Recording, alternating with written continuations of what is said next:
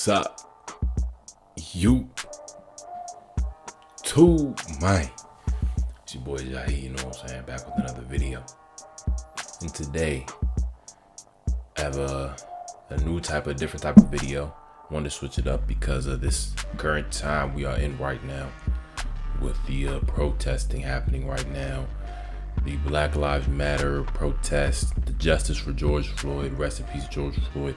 Rest in peace to Toyin Salau. Justice for all these people, these black lives. I want justice for all black lives, because all black lives matter. For all types of black people. No discrimination towards anybody. But yes, in this video, I wanted to talk about athletes and activism. Talk about maybe some things you guys may not know. Talk about past athletes and what they did towards this movement and to get us to where we are today as we continue to move forward and get to where we need to be with what we are doing right now. So I just want to speak on that and inform you guys about some things you may not know. So yeah, let's get into it. First athlete I want to talk about. Well, first, just to tell you guys now, I'm not going to talk about any current athletes like LeBron James, Colin Kaepernick, Serena Williams, and Maya Moore, because these are all athletes that I feel like you guys know about already. So I don't want to give you information you already know. I don't want to give you guys information that you already may have heard, but I know you've all heard about the Colin Kaepernick taking his knee, not getting his job back, not playing in the NFL, being blackballed. I know you guys know about LeBron James speaking up, people telling him shut up and dribble, protesting, disagreeing with his president telling him things. He needs to focus on basketball. I want to focus on athletes from the past who really started this. People like LeBron James, who use their platform and their notoriety to get their word out and try to help make change. I want to get to the root of that and inform you guys of where this really started. So the first person I want to speak about is Bill Russell. Bill Russell, all-time great player. He was in that list, on the ESPN list, had him at number 4. 11 for 13 in the NBA Finals? Ridiculous.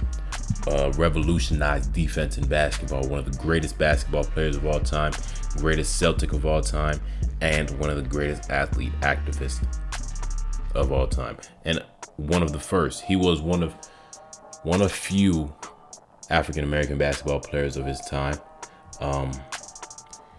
He was often the only black person on the court, and that had a very, very large effect on what happened in that arena.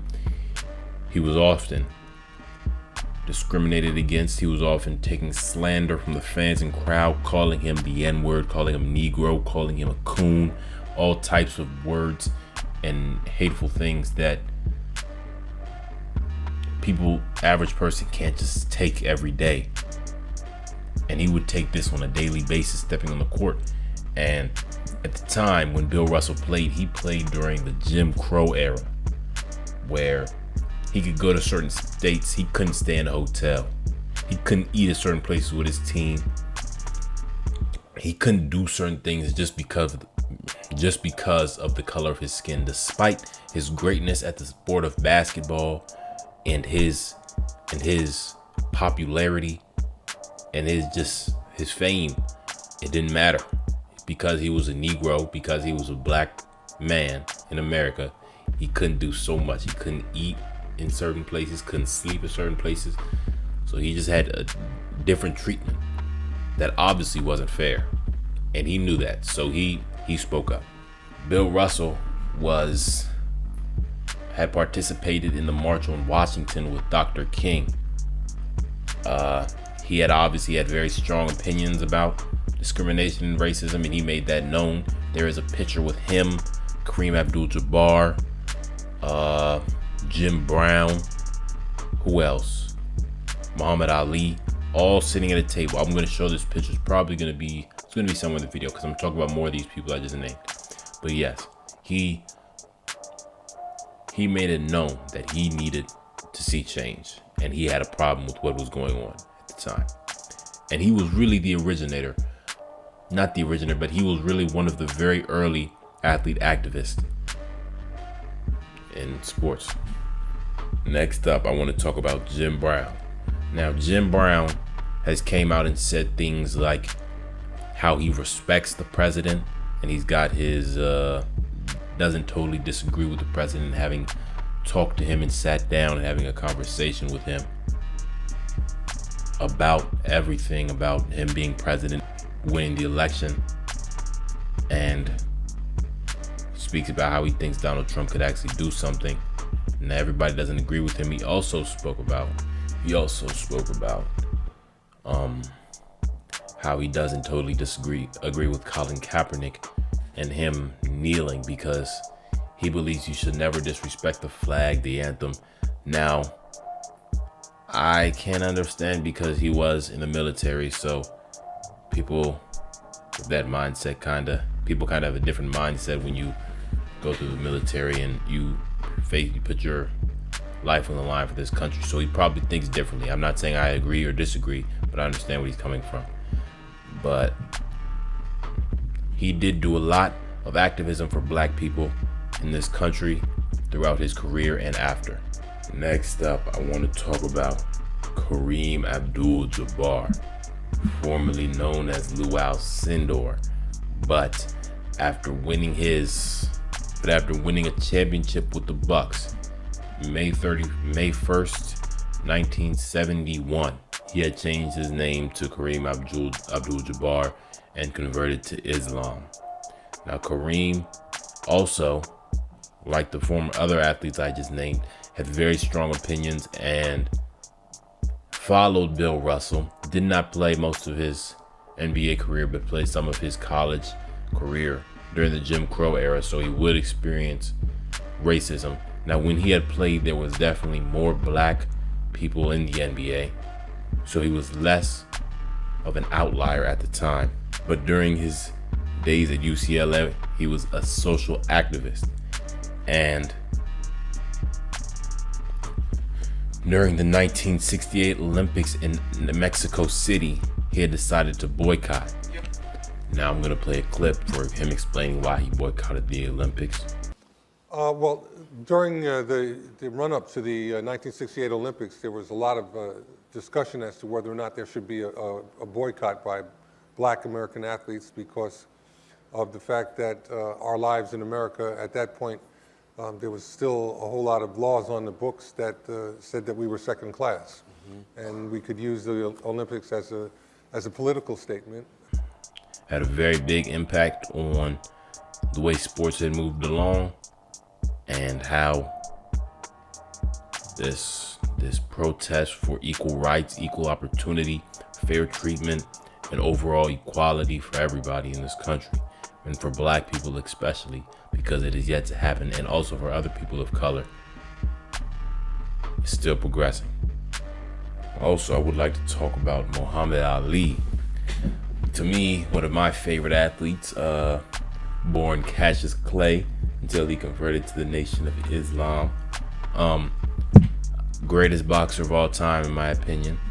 Muhammad Ali was known for being cocky, talking his talk and being a great boxer, but also for being a social activist and for being very standing with his opinion. For example, when he known for being a social activist, because when Muhammad Ali was told that he had to enlist in the Vietnam War, he decided not to, because it was against his faith and his conscience. I'm going to play a clip of what he thought when they asked him about it in an interview. Say it right now. My conscience won't let me go shoot my brother or some darker people or some poor, hungry people in the mud for big, powerful America, and shoot them for what? They never called me nigger. They never lynched me. They never put no dogs on me. They never robbed me of my nationality, raped and killed my mother and father. What, I'm going to shoot them for what? How can I go shoot them? Them little poor little black people, little babies and children and women. How can I shoot them poor people? Just take me to jail. But yeah, he just did not believe in fighting these colored people because they didn't do anything to him. They didn't discriminate against him. They didn't hurt him like the people here in America had done to his people and him. So he didn't think it was something it's just nothing he couldn't do, and he didn't agree with. And because of that, he suffered. They sentenced him to 5 years in prison, which he did not end up facing. They took away his boxing license. They took away his heavyweight titles, and they gave him a $10,000 fine. Now, that's a lot back then, and not being able to box for 3 years has a very big impact on you, especially in the middle of your prime. Imagine if Giannis had to stop playing basketball right now for 3 years. That would have a huge effect on his career. But Muhammad Ali, being great, returned and got 2 more heavyweight titles, because showing that his greatness, he was great. I mean, that's it. He was showing that he was great. And it was also showing that him standing up for his people was more important to him than this money and his career. And that his faith meant a lot to him. So he stayed 10 toes. It's the best way I can say it. Lastly, I want to talk about Craig Hodges. I don't know, many of you may not even know about him. Craig Hodges played with the Bulls around 1992. He played on 2 championships with the Bulls. He was a lethal 3-point shooter, had the highest percentage at the time, had won 3 consecutive 3-point contests. And after the Bulls won their 1992 championship, they went to go on his visit to the White House with George H.W. Bush, who was president at the time. He wore a dashiki, because after you win an NBA championship, you visit the White House. So he wore a dashiki, right? And while at the White House, he had written a letter about all the problems in America, and he gave it to his secretary, who had given it to the president. And after that season, he was dropped and blackballed from the NBA and never played another NBA game after that. And he had filed a lawsuit later on because he believed that he had been blackballed because of his faith and what he believed, and because of him writing this letter. And he knew he was talented enough to play on an NBA team. He just won 2 championships, won 3 NBA 3-point contests, and he didn't have a job. So, no, Colin Kaepernick was not the first to be blackballed out of a sports league, but he did make a very big impact. And Craig Hodges also stood up for what he believed in, tried to make a stance, and it did have an impact on his career. But he made it clear that his faith and what he believed in changing this country was more important than him playing basketball, even though he wanted to do both. Now, recently, I want to talk about this. Roger Goodell said he's encouraging NFL teams to hire Colin Kaepernick. Now, in my opinion, you shouldn't have to do that. He's a talented quarterback. He went to the Super Bowl. And you telling me none of these teams need him? That's just not true. He could have a job on half of these teams, more than half of these teams, and be a starter, honestly, in my opinion. But the fact that he had to tell them, and the fact that it took him so long, it took for them to be rioting and protesting through these streets and finally having enough of everything for them to say, hey, I think you guys should hire him now. It's about time. Well, if I'm Colin Kaepernick, I understand that you want to protest, but I understand you want to play football. But in this situation, I feel like they're not. They're hiring you for the wrong reason. They feel bad now. And I don't think they should feel like they have to hire you. I feel like they should want you and agree with your opinions. And then the Seahawks coach comes out and says, I wish I would have picked him up. I mean, why didn't you? What stopped you? Nothing stopped you. You could pick him up. Have him as a backup quarterback for Russell Wilson. That's fine. He would have been on the team, right? But yeah, that's all I have to say. I hope you guys enjoyed this video. I hope I maybe informed you about some things about some of these players, in case you didn't know. But yeah, my name is Jahi. I hope you guys enjoyed the video. Make sure you like, comment, subscribe, and share this video. Share my channel. I want to get some more subscribers. I gained a lot of subscribers. I think I gained like 15 this month. But if you guys keep sharing it so my subscribers can keep going up, I want to get to 100 very soon. I know that sounds like nothing, but that would mean a lot to me. So you guys do that. Make sure you like, comment, subscribe. This is Jahi, and I'm out. Hey, I know y'all see this, man. So go ahead, press that subscribe button, press that notification bell, and make sure you come back for another video.